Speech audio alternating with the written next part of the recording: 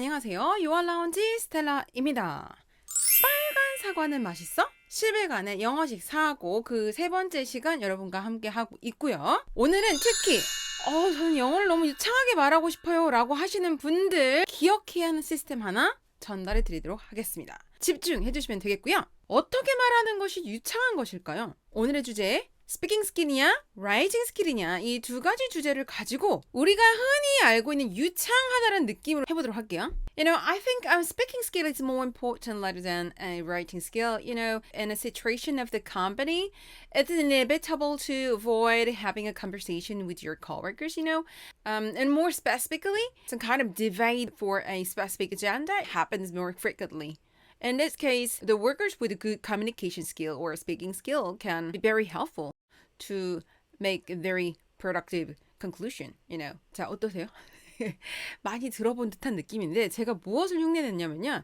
사실 지난주에 저희 유알라운지에 이제 스피치 컨테스트를 하러 온 학생들이 좀 있었어요. 그래서 그 학생들이 어떻게 말하나 하고 좀 들어봤더니 엄청 말은 빠르더라고요. 근데 어떠냐? 알맹이가 뭔지 들으려면 다섯 번, actually 다섯 번은 들어야지만 들을 수 있는 느낌?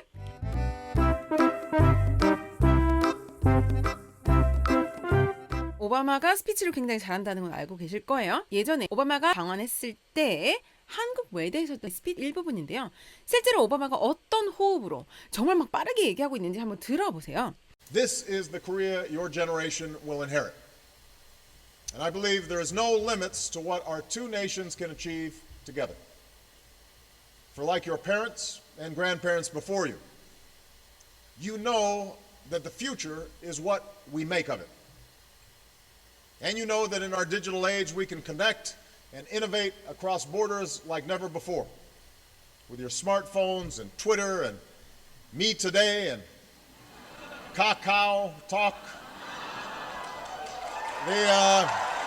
되게 유명한 포인트네요. It's no wonder so many people around the world have caught the Korean wave. Hallyu. Or consider this. In advance of my visit, our embassy invited Koreans to send us your questions using social media. 제가 무엇을 말씀드리고 있는 거냐면 영어를 빨리 말하기만 하면 유창한 걸까요? 라는 이 질문에서 한번 생각해 보실 게 아니라는 거죠. 유창성의 정확한 의미를 먼저 이해하셔야 되는데요. 유창하게 말한다는 것은 우리가 호흡을 길게 말한다 라고 생각하시면 좋겠어요. 보세요. I like you because 자 어때요? 우리가 일반적으로 초급이라고 하는 분들은요. 단어 단위로 스피킹을 하기 때문에 아무래도 호흡이 많이 들리게 되겠죠. 일반적인 의사를 전달하는 스피킹에서는 우리가 구문 단위를 써요. 한국말도 제가 지금부터 여러분들에게 꼭 필요한 이야기를 집중적으로 하게 어때요? 구문을 단위로 언어를 구사하게 되죠. 이런 경우 우리는 끊김없이 구문들이 등장한다라면 유창하다고 얘기하겠죠. 스피치를 잘한다는 오바마도 자신의 의사를 전달하기 위해서 구문 경우에 따라서는 문장을 활용하고 있네요. 그러니까 유창하게 말하고 싶은 당신이라면 우선 빨리 말해야 한다라는 이런 강박을 좀 내려놓으셔도 될 것 같습니다. 유창하다라고 하는 fluent speaking과 빠르기만 한 fast speaking에는 반드시 차이가 있다는 것. 그러면 유창하게 말한다는 이 기본 구문을 가지기 위해서는 우리가 어떻게 되냐? 바로 빨간 사과는 맛있어에서 제안하는 영어식 사고, 특히 명사를 구취하는 그 스텝에 다시 한번 포커스해 볼 필요가 있다는 거죠. 이름하여 유창성 키우기 시스템. 영어식의 구문들로 유창하게 말하기 위해서는 어떻게 해야 되느냐? 우선 나의 메시지를 구구절절히 설명하는 그런 한국식 사고를 버려야 한다고 했죠? 그래서 어떻게 하라고요? 나의 메시지를 영어 명사로 정리를 해보는 이 부분 지난 시간에 특히 좀 강조를 많이 드렸고요. 영어 명사로 정리가 되었다면 어떻게 한다? 이 명사를 구취하는 작업을 해야 합니다. 이해는 하지만 상당히 어려운 과정이기 때문에 우리는 어떻다? 빨간 사과는 맛있어의 5가지 스텝을 가지고 영어식 사고를 오늘도 연습해 보도록 하겠습니다. 오늘의 주제 스피킹 스킬이냐 라이팅 스킬이냐 부분이었습니다. 실제 교정영어 수업 시간에 학생들이 했던 답으로 한번 가져와 볼 텐데요. 스피킹을 선택한 학생의 영어식 사고 과정 함께 들여다보도록 할게요. 본인이 전하려는 메시지를 정하세요라고 하면 여러분이 하고 싶은 한국말을 버리지 못하기 때문에 어떻게 얘기하느냐? 제발 이 연습을 위해서는 여러분이 하고 싶은 한국말을 빼보시는 것을 권장드립니다. 그럼 어떻게 쓰면 좋겠느냐? 스피킹이라는 녀석을 두고 어떠한 영어 단어들이 특히 명사가 리스트업 되는지 한번 연습을 해보세요 라고 말씀을 드렸어요. 그랬더니 실제로 이 학생이 가져왔던 스피킹과 관련된 영어 단어를 한번 모아볼까요? 스피킹 하게 되면 interaction이라는 단어가 떠오른대요. interaction이나 communication이라는 이런 단어가 떠올랐고요. 스피킹이라고 한다면 뭔가 body language라는 영어 단어도 떠올랐다고 합니다. body language를 하면서 gesture, hand gesture, eye contact 뭐 이런 내용들을 담아냈고요. emotion이라는 단어를 주면서 tone of voice라는 얘기도 좀 잡아줬고요. facial expression 약간 뭐 body language랑 비슷하면서 emotion의 느낌에서는 충분히 이해할 수 있는 단어였고요. 그 다음에 speaking이라는 단어에서 뭐가 떠오르나요? speaking 할 땐 topic이라는 단어가 떠오릅니다라고 하면서 이렇게 mind mapping 같이 해놓는 이유는 뭐냐면요. 영어 단어와 한국말을 1대1로 대입하게 되면 우리는 이 영어 단어를 딱 이 한국말 외에는 활용할 수 없다는 거죠. 그래서 이렇게 mind mapping을 하다 보면 실제로 이 topic이라는 단어는요. writing이라는 포인트에서도 역시 동일하게 활용될 수 있다는 거죠. 우리가 어휘를 좀 더 유연하게 다양한 주제에서 활용하기 위해서는 한 토픽을 중심으로 마인드 매핑을 하신 다음에 이것을 어떤 그룹핑, 큰 그룹핑을 하다 보면 어떤 주제에 관련해서 우리가 유연하게 어휘를 활용할 수 있다는 것 기억해 주시면 되겠어요. 이렇게 스피킹 쪽이 조금 더 어휘가 많겠구나라는 부분들을 우리가 리스트업을 마쳤고요. 유창성의 단위인 영어식 구문을 만들어낼 예정이에요. 구체화된 명사를 3개 이상 만들어낼 건데 어떤 이야기를 할지를 이렇게 미리 결론을 정하다 보면 역시 하고 싶은 한국말이 다시 들어오기 때문에 결론 역시 열어둔 상태로 우리가 명사를 구체화해 보도록 할게요. 명사를 구체화하는 방식은 명사 앞에 형용사, 명사 뒤에 전치사를 잡아주는 방식이네요. 명사 앞에 어떤 스킬인가요? 했더니 speaking 스킬입니다. 그런데 전치사를 추가해 보라고 했어요. 그랬더니 with coworkers입니다. in a business sector라고 얘기해 주네요. 전치사는요. 뭐 장소인 포인트도 있을 수 있고요. 그죠? 목적일 수도 있고요.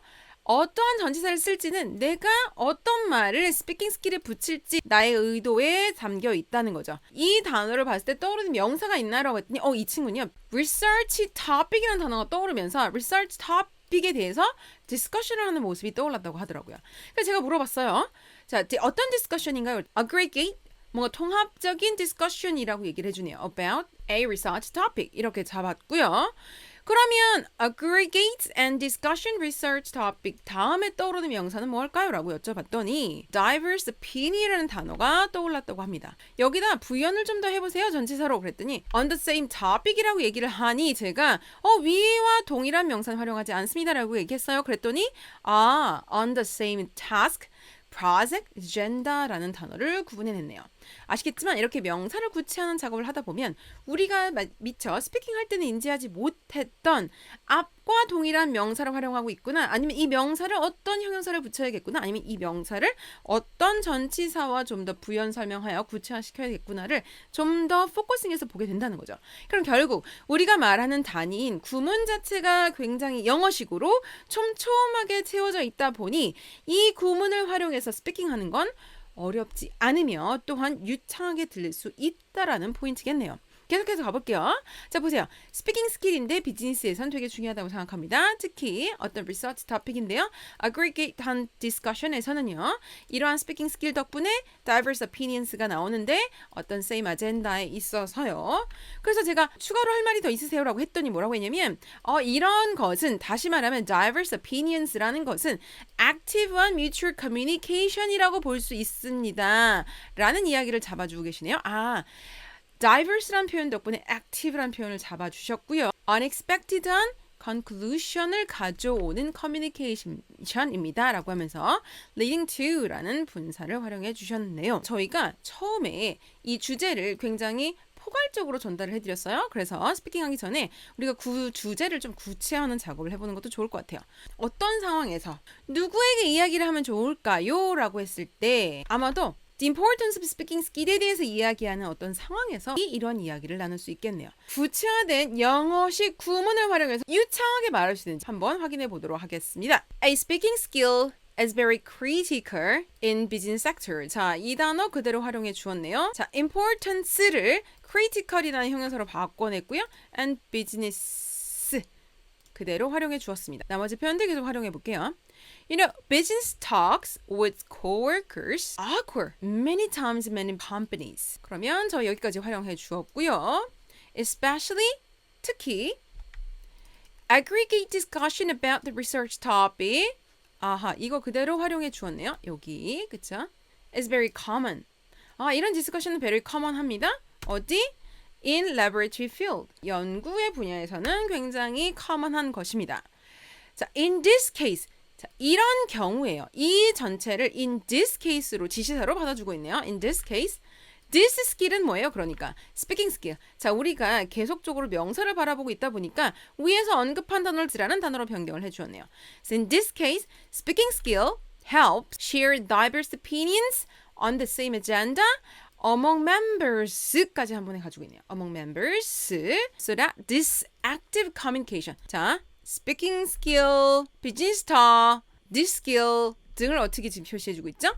active communication이라는 단어로 또 바꿔주고 있네요. So that this active communication can unexpected, unproductive conclusions 이렇게 활용해 주고 있네요.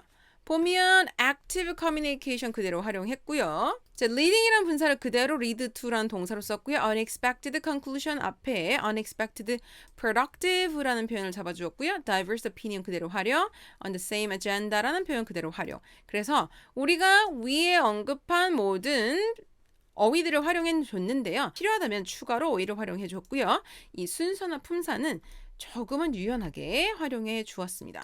그리고 의도적으로 우리는 사물주어를, 왜냐면 지금 저희가 뽑은 자체가 명사화되어 있다 보니 이 녀석을 그대로 주어로 활용하는 사물주어에 신경을 썼고요. make, have, give, take이라는 건 뭐예요? 영어식 동사라는 포인트에 조금 더 신경 써서 이런 단어들 활용해 주었네요. 우리가 이제 할 작업은 뭐다? 내가 한 영어를 너 한국말로 잘 이해할 수 있겠니? 라고 해서 구글과 함께 놀아볼 시간입니다. 자, 집어넣어 봤고요. 너 내 말 알아듣니? 확인해 볼까요? 말하기 기술은 비즈니스 분야에서 매우 중요합니다. 명확하네요. 동료들과의 비즈니스 대화는 많은 회사에서 여러 번 발생합니다. 뭔가 한국어 어수는 좀 그렇긴 하지만 정확히 이해하고 있고요. 특히 연구 주제에 대한 종합적인 토론이 매우 일반적입니다. 실험 분야에서는 여기서 지금 컴마가 잘못 들어간 것 같은데요. 아까 여기서 저희가 줄바꿈을 해줬네요. 연구실 분야에서는 매우 일반적입니다. 이 경우 이 스킬은 구성원들 간의 같은 안건에 대해 다양한 의견을 공유할 수 있도록 하여 이러한 활발한 커뮤니케이션이 예상치 못한 생산적인 결론으로 여기도 역시 줄바꿈을 바꿔야겠네요. 이어질 수 있도록 도와줍니다. 한국말이 좀 이상하긴 하지만 내가 전하고 싶은 어떤 컨텐츠들을 아주 구석구석 정확하게 이해해주고 있네요. 자, 그러면 네가 이해한 그 말을 나에게 영어로 좀 해줘 볼래? 라고 했어요. 이 녀석 우리가 말한 문장과 비교해 보도록 하겠습니다. Speaking skills are very important in business. 너무 깔끔하게 활용해주고 있네요. Business conversations with colleagues라는 단어로 바꿔주고 있고요. Occur multiple times in many companies. Multiple times라는 예쁜 표현 잡아주고 있네요. In particular, comprehensive discussion. 굳이 aggregate랑 어려운 단어 쓰지 않았어요?